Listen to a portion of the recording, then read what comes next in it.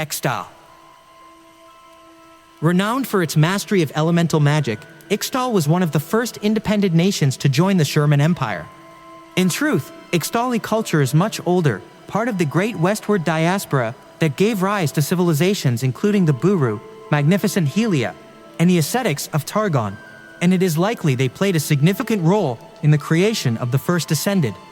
But the mages of Ixtal survived the Void, and later the Darken, by distancing themselves from their neighbors, drawing the wilderness around them like a shield. While much had already been lost, they were committed to the preservation of what little remained. Now, secluded deep in the jungle for thousands of years, the sophisticated archaeology city of Ixtalakian remains mostly free of outside influence. Having witnessed from afar the ruination of the Blessed Isles and the Rune Wars that followed, the Ixtali view all the other factions of Runeterra as upstarts and pretenders, and use their powerful magic to keep any intruders at bay. Malphite. Shard of the Monolith. For more than 2 millennia, Sherma dominated the known world, an empire that reigned over countless peoples without challenge and without threat, until the day Icafia fell. From the moment the Void tore its way into the material realm, the armies of Shurima faced an enemy that could not only lay their grand empire low, but one that seemed to grow stronger the more they fought it. The corruption spread rapidly from Icathia's ruins, boiling over the land and beneath the oceans, before its hideous tendrils reached the southernmost jungles of Ixtal. Neeko of the Ascended Host was an Ixtali elemental mage of colossal power and almost unrivaled arrogance. He went before the Emperor, pledging to create a weapon powerful enough to take the fight to the Void and eradicate it at the source of its original eruption. After months of inhuman labor, Neeko revealed the Monolith, a floating fortress of living stone maintained by the greatest elemental mages and its ramparts manned by his fellow Ixtali god warriors. The size of a city itself, the monolith glided titanically toward the wastelands of Icavia, the lightning crackling from its magical inhibitors fusing the sands to glass beneath it. Neeko and his superweapon arrived at their destination, to face once more the howling infinite darkness of the abyssal realm and the hordes of voidborn monstrosities it had created. The battle dragged into weeks. It was violence of a scale and intensity never before witnessed in Runeterra. Sorcery enough to raise entire civilizations or render whole continents into naught but a memory was unleashed upon the Void. The darkness retaliated in kind. Its hideous energies gouged deep wounds into the living stone of the monolith, whose surfaces became pocked and seared with unnatural malphite from the Ixtali for bad stone, and leaving mineral-like scars.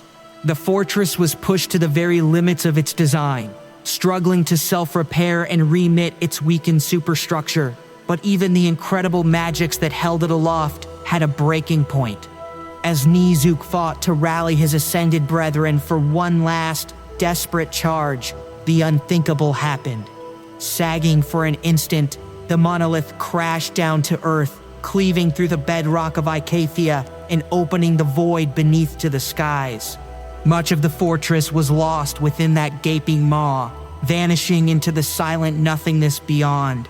The rest rained down as great ruins, littering a landscape already blackened by the terrible conflict that had been cut so abruptly short. Only a single Ascended survived. Neeko hauled himself from the wreckage, choking on the ashes of what was meant to be his grandest triumph, now his greatest folly, and fled for his life. In defiance of all worldly reason, some disparate fragments of the monolith endured, still imbued with something like magical life.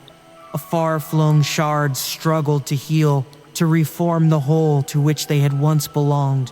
But the Void's endless hunger leached away at them, rendering them as little more than inert shapes clawing feebly in the dust. However, against all that had been lost, a single shard remained.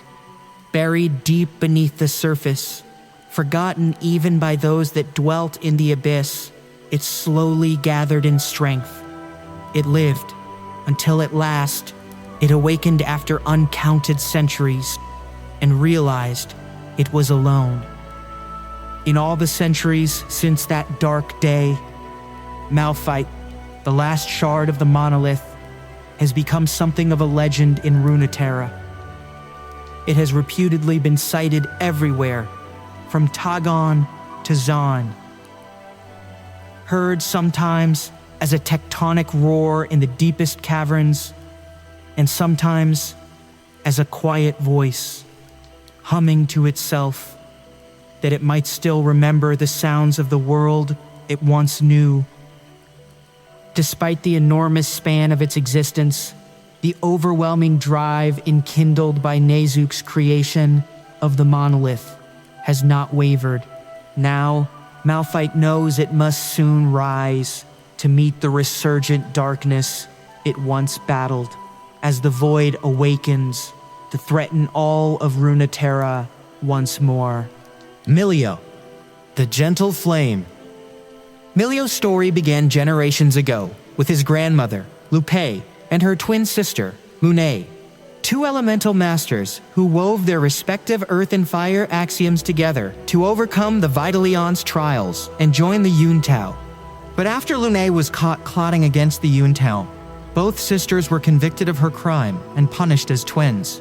Lupe was banished to the farthest reaches of Ixtal, and Lune all but vanished, taking with her the last of Lupe's trust.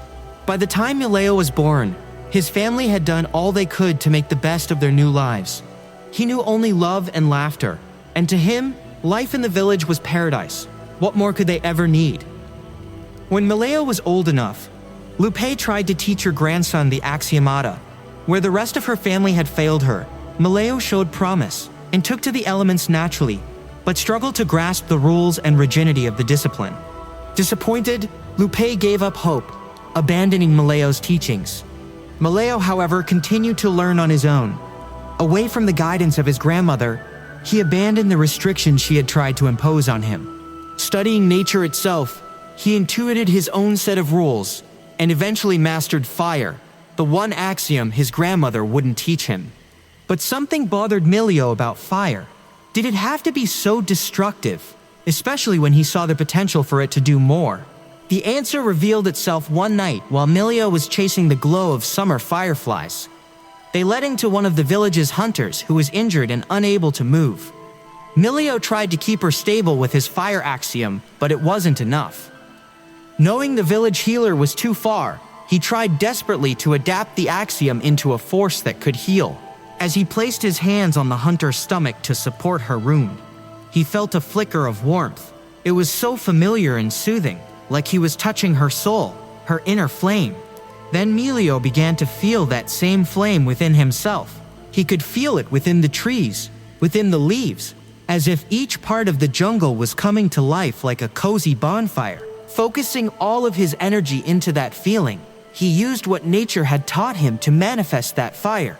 What emerged was a creature, small and timid, with wide, friendly eyes. Milio placed it on the hunter's wound and felt the creature, his inner flame, heal her from the inside out. That night, he discovered an entirely new axiom, which he affectionately named Soothing Fire. Mealtime. Seeing Milio's mastery of the axiomata at such a young age, Lupe knew that her grandson had done what the rest of her family failed to do. With his abilities, he could finally end their exile and restore them to their rightful place among Ixtal's ruling caste. However, she was troubled by his fascination with fire and how his burgeoning skills went against the traditional teachings of the axiomata. Despite this, Lupe threw everything into her last chance at redemption. Milio became her sole focus as she nurtured and shaped his abilities, preparing him to leave home, travel to Ixiokan, and finally free her from the burden of her sister's failures. Milio felt this weight upon his shoulders, and the thought of leaving home on his own terrified him. But because Milio loved his family more than anything, he would find the courage if it meant ensuring their happiness. In preparation for the journey, He and his grandmother fashioned a special backpack that Milio called his crew's furnicita, inside of which he could keep his ever-burning Amigo. Then, with a heavy heart and a wide smile, Milio, at only 12 years old, left his village behind, outfitted with only his trusty fornicita and some new clothes made by his family. He traveled the entirety of Ixtal, forging his way through the jungle, camping underneath the stars, and making friends along the way, all while sending frequent letters home that detail his exciting adventures. After a long journey, Milio finally made it to Ixtalkin, where he's since begun his training to challenge the Vidalion. The boy with the soothing flames has caught the eye of more than a few, including Lune, currently imprisoned beneath the city and biding her time. Even Milio notices the whispering that accompanies him around the city, but his focus is on joining the Ixtal and making his family proud. Neeko, the curious chameleon.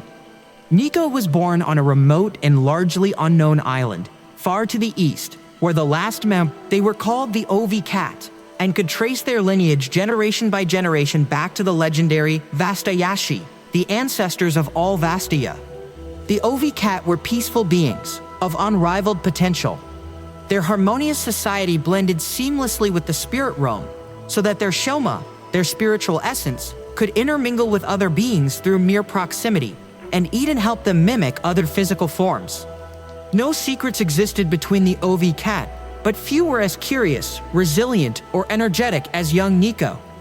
She developed a fondness for games, hiding trinkets and thoughts to see if others could find them. Her inquisitive nature knew no bounds, and she was pure and innocent in her charmed existence. But it was not to last. Cataclysm loomed on the horizon.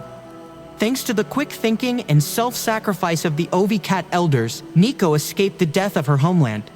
She clumsily took the form of a bird and fled the smoldering destruction, feeling the screams of her people fading into the ethereal gulf between realms. Days later, desperate and exhausted, Neeko plummeted into the sea. She clung to driftwood, entirely at the mercy of the currents, until an odd silhouette rose into view. She could hear voices carrying over the waves, and so she swam toward the strange structure. With the last of her strength, she crept aboard what turned out to be a mercantile vessel destined for Harrowport. Neeko rested where she could, calling out into the spirit realm for her lost tribe. She felt only scattered, sad echoes in response, and images of towering, dead trees that lay somewhere over a fragile horizon. When Neeko emerged from the ship into the city, it was a strange and unfamiliar new world. All her senses tingled. Many a creature, even another Ovi Cat, might be afraid in that situation, but not Neeko. The society bustled with unique personalities, strangers with a vast array of motives and shapes. This was a place of countless stories and experiences, and it entranced her completely. Before she could get far, she was spotted by a Vastian sailor named Krite. Neeko could not understand all his words, but he demanded to know which tribe she belonged to. Neeko reached out with her shoma, mimicking his face and expression to make her peaceful intentions understood, but Krite did not seem to like this at all. Overwhelmed by his darkening thoughts, Neeko fled into the crowd, altering her shape many times until she escaped. Surrounded by lush, tropical greenery in the hinterlands beyond Harrowport, Neeko grappled with her recent experiences. She simply could not understand how anyone might rely solely on words as their singular form of communication. It seemed so limiting. Seeking solace, she took on the shape of the sleek jungle cats she encountered among the trees and tried to run with them.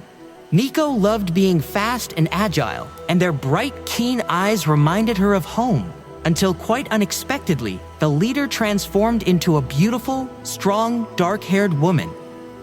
After a tense standoff, she introduced herself as Nidalee and reluctantly accepted Neeko into the group. Neeko hesitated to entrust the truths of the Ovi Cat to others, but she felt a deep kinship with Nidalee because she suspected this bestial huntress might share some forgotten connection with the Vastian race. Their friendship blossomed, and for many months they roamed the wilds together. But the towns and cities, with all their flaws, still called to Neeko. Her ancestors came to her in dreams, showing her the pale branches of those dead trees, over and over. The trees needed color to bloom again. Of that much, Neeko was certain. She asked her friend to join her on this new journey, but Nidalee could not be persuaded. Crestfallen, but determined, Neeko set out alone. Her old life among the Ovicat may be lost forever, but Neeko envisions a magical future, a larger tribe of like-hearted Vastaya, Yordles, humans, and whatever other creatures might share her dream. As far as she is concerned, everyone has the potential to find a place in her new tribe. She has pledged to seek these souls out, to befriend them, and defend their Shoma with her life. To know Neeko is to love Neeko, and to love Neeko is to be Neeko. Nidalee, the bestial huntress. Far, far from the harsh deserts of the Great Sai, over savanna plains and mountain steppes, lie the great jungles on the border of Ixtal and Sharina. Swathed in mystery, they are home to wild, fantastical beasts and dense forests blooming with life. But while there is overwhelming beauty to be found there, danger and death lurk nearby in equal measure. No one knows how Nidalee, in the form of a cub, came to be alone in the heart of the jungle. But it was her cries, echoing through the trees, that captured the attention of the jungle's fiercest cats, the Paka. A mother, roaming with her cubs, approached Nidalee. Perhaps it was her scent, or a mother's intuition, that led the great cat to accept this strange kit without hesitation, half leading, half dragging her back to their den. Nidalee was raised in the company of the Paka, who treated her as one of their own, a creature of the jungle. She grew up playing alongside the other cubs, learning to hunt with tooth and claw and to stalk the jungles for her prey. She grew into her role as a member of the pack and as a capable huntress. Even so, at times, Nidalee began to lose control of her own body. Without warning, her paws would change to strange, hairless hands and feet, her sharp fangs to blunted teeth. Occasionally, she would stumble from the den, delirious with fever, her body caught in a state of half-transformation as she followed the hazy silhouettes of two strange figures. They whispered after her, their voices jumbled but sweet. They brought Nidalee a sense of comfort and warmth, even though her feline family had taught her to be wary of outsiders. And with good cause. It was at the height of the summer rains when she first encountered the Kilash. These Vastian hunters ranged into the forests every season in search of prestigious kills and trophies to show their prowess. Nidalee's mother tried to chase them away, but fell, wounded by their blades and spears. But before the Kilash could finish the aging wildcat, Nidalee lunged from the undergrowth, howling with grief and rage. As she tore into them with razor-sharp claws and fangs, they rounded on her with even stronger weapons. But something had changed. She felt the spirit of another heritage, long forgotten, rise up within her. Transforming from Paka to something resembling a human, she grabbed a hunter's lunging weapons with cat-like reflexes and nimble fingers and turned it upon her enemies. The Kilash growled and hissed at this sight, and to her surprise, Nidalee found she understood some of their speech. They cursed her, invoking the name of their Vastayashi Ray ancestors as they retreated from the fight, empty-handed. Hurling the spear aside, Nidalee held her dying mother close. Her siblings approached, wary of her new form, but comforted by her familiar scent. With the passing of their mother, they came to accept the shape-changer as their new leader. From that day forth, she vowed to defend her adopted home against any who would seek to plunder it. Over time, she learned to better control her powers, eventually shifting between both forms with ease. She also became more adept with her new form, learning to take advantage of her surroundings while building traps and weapons unknown to the Paka, crafting healing salves from honey fruit, and utilizing seeds and flowers to protect and illuminate her territory. And in the back of her mind, she wondered whether she was the only one of the Paka who could change their shape.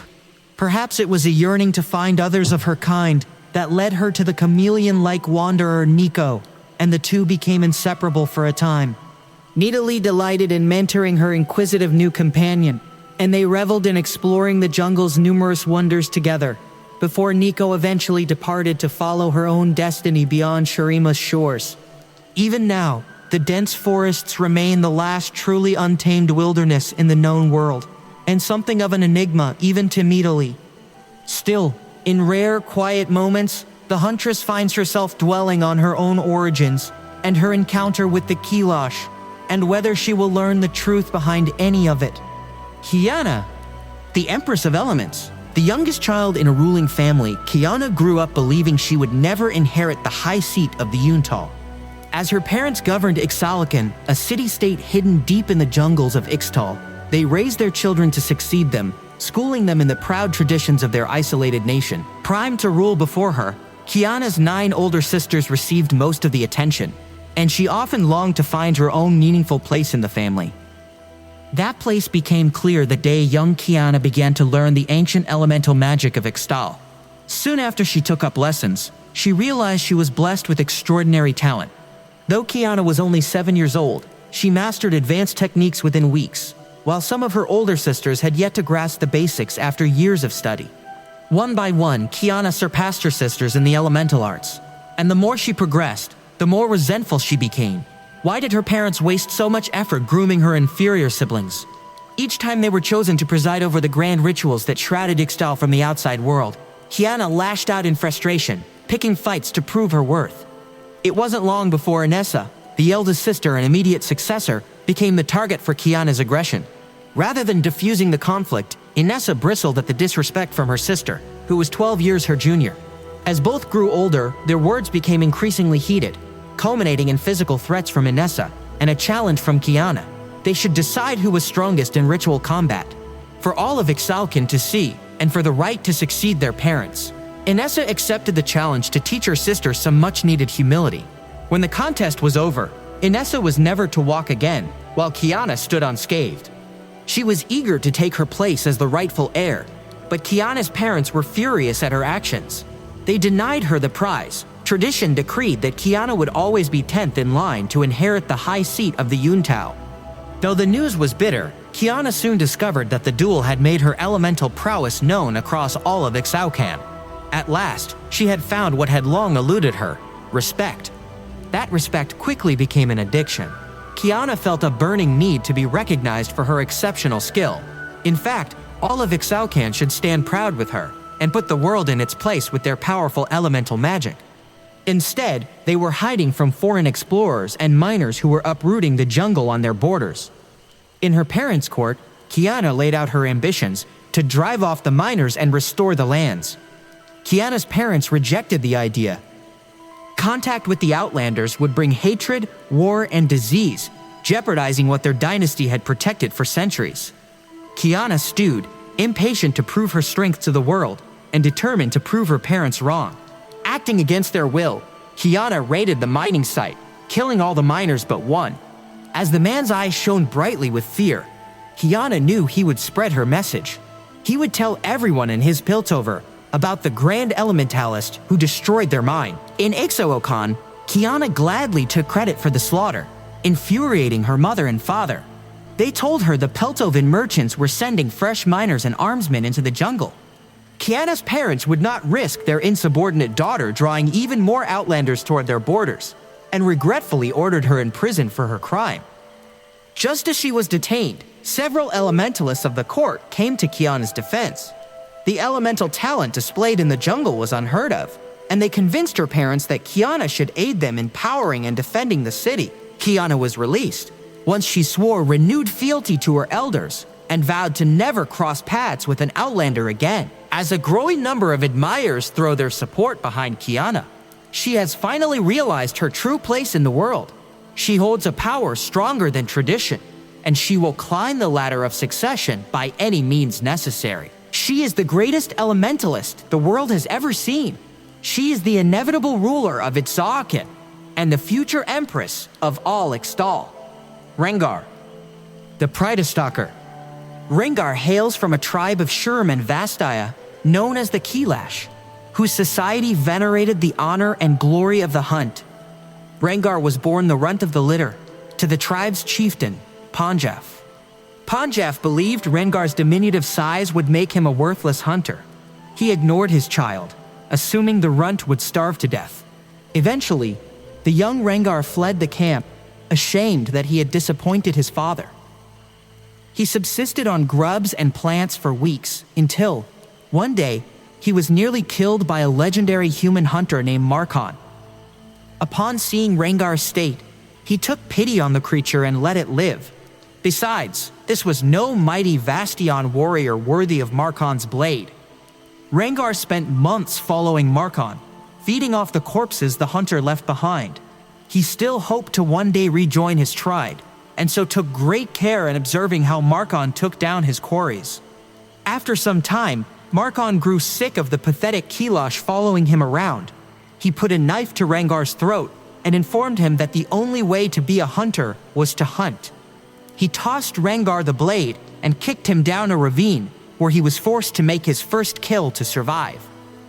From then on, Rengar spent years pushing himself almost to breaking point. He scoured Shurima for the most powerful and dangerous prey. Though he would never be as big as other Kilash, Rengar was determined to be twice as ferocious. Over time, instead of coming back to his camp each time with fresh scars, he began to come back with trophies. He polished a sandhawk's skull to a sheen. He braided the teeth of a shrieker into his hair. Then, when he decided the time had come, Rengar returned to his tribe, ready to be accepted as a true hunter. Panjaf scoffed at Rengar and his trophies. He decreed that only by bringing back the head of the elusive and legendary void abomination known as Kha'Zix would Rengar be welcomed back into the tribe. Blinded by his eagerness, Rengar allowed this cunning beast to get the drop on him. The void creature ripped out one of Rengar's eyes and escaped. Furious and defeated, Rengar admitted his failure to Panjaf. As expected, his father chastised him. But as Panjaf spoke, Rengar noticed all the trophies adorning his father's hut were dusty and old. The chieftain had not hunted anything in a long time. He had likely sent Rengar after Kha'Zix because he was too afraid to do it himself. Rengar interrupted his father and called him a coward. Many Kialash were blessed with strong bodies or comfortable homes. Rengar, conversely, was born facing death. He had taught himself how to hunt and had the trophies and scars to prove it. Even his own bloody eye socket was a trophy, proof that though Rengar was born with disadvantages, he never gave up. Rengar leapt onto his father and gutted him from neck to belly. The fiercest hunters of the tribe crowned him with flame roses, marking him as their new chieftain. But Rengar didn't need his village's acceptance. All he needed was adrenaline pumping through his veins as he chased down his prey. He left the village without even pausing to take a trophy from what was left of Panjaf. His father was not a kill worthy of remembering. Instead, he set off determined to find and slay the void creature that had tried to blind him. Not to satisfy the Kilash, but to satisfy himself. Skarner, the primordial sovereign. All Ixtali grow up hearing the name Skarner, the ancient protector of Ixtal, the Brackard who shaped the earth itself and built the first arcologies. His visage is painted in reliefs and immortalized in the annals of Ixtal's history, a myth still honored and revered. But deep beneath the cardinal arcology of Ixtalocan is the chamber where Skarner dwells. There he listens to the vibrations of the earth above him, listens and waits. Skarner's myth began millennia ago. Born to the Brackern clan Zipao Hin, he was a progeny of the legendary broodmother Nidalee. While the other Bracklings in his brood left the safety of Nidalee's back, Skarner chose to linger, his unease and curiosity driving him to study her power and wisdom. Observation soon evolved into ingenuity. Unlike his broodmates, Skarner honed the Bracker's innate control of Earth and perfected the art of reading underground vibrational patterns, allowing him to sense and decipher faraway movements. When Skarner was older, it was through these vibrations that he detected a dramatic shift in the continent, marked by the arrival of settlers from the east. Clan Ojapal Hen did not trust these newcomers, but Skarner's curiosity could not be suppressed. He needed to know what made them tick. He surveyed these Ixtali people. They were born, they toiled, they died, there 1 second and gone the next. However, through his observations, Skarner saw that they used what limited time they had to build, create, and invent. Their existence fascinated him until he discovered just how fragile they truly were.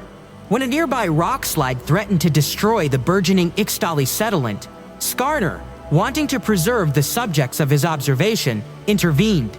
Emerging from the jungle, he towered over the people and used his physical strength and command of the earth to pulverize the rock slide before it could touch the village.